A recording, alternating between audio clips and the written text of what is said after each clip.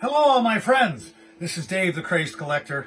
And at Super Monster City, we're putting together a new exhibit. Here's the poster for it. And we want you all to come to the exhibit. If you're in Minneapolis, if you can hear the sound of my voice because I talk really loud, then you want to come to the Squirrel House Art Gallery. It's in South Minneapolis. Just check it out, Squirrel House. Google it. And it's a collecting memories, a love story. And what it is, it's this lyrical journey through the past to ask ourselves who we are. It was created and curated by my Super Monster City partner, Stephen Roof.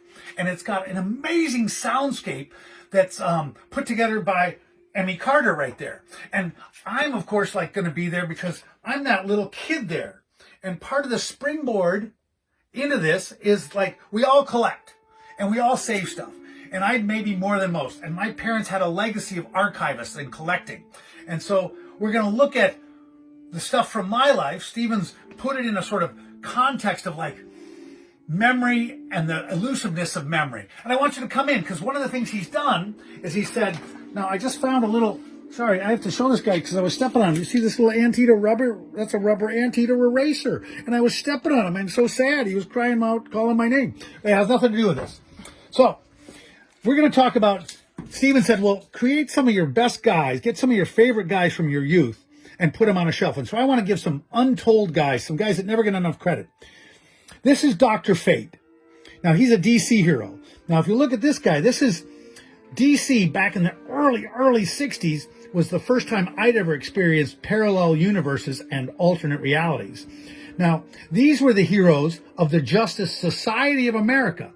And they were the heroes from the 1940s. And so when they crossed the universal lines of parallel multiversedness, you know what I mean? You know what I'm talking about? Nowadays, multiverses are willy-nilly everywhere, from Star Trek to Spider-Man to Doctor Strange to even, Batman. There's all sorts of multiple universes. But what I liked about it was these were the heroes from my father's time period. These were the 1930s and 40s heroes. So when he read me comics as a kid, suddenly we were bonding up over, those are your heroes, these are my heroes. You're Justice Society, I'm Justice League. And what I really liked about Dr. Fate, because I was into monsters, he was really spooky looking. And he was the Earth 2 equivalent at the time of Superman. He was a magical guy, kind of more mysterious than Doctor Strange, and just seemingly super duper powerful, really spooky looking. And then the other guy I want to give a shout out to is John Jones, the Manhunter from Mars. And I always liked him because he was, to me, the equal of Superman. He was from Mars, of course, but he had all sorts of other cool powers. He could turn invisible, and he could do shape changing, and he had electric vision, and he could do amazing things. And he was just as strong, supposedly, as Superman, although they never fought. And he was also spookier looking, wasn't he? What do you think, Ruth? Mm-hmm. He was much spookier than Superman, who just looked like a normal guy. So these were two of my favorite heroes, and they will be on a shelf reserved for some of my favoriteest guys. Now, again, I grew up having my father read me comic books and my mother. And I thought that was a great time. And I just thought I'd share with you Crisis on Earth 3. This is where there was a third Earth with bad guys. Anyway, Squirrel House Art Gallery. You want to be there. We open, he says as he whips around the new poster, April 28th. We're going to be open for 2 weekends, okay? Don't miss it if you're in the Minneapolis area. And that's me in this little picture if I didn't tell you that. And that's the Aurora Monster models back there if I didn't tell you that. And that's our Christmas picture that year.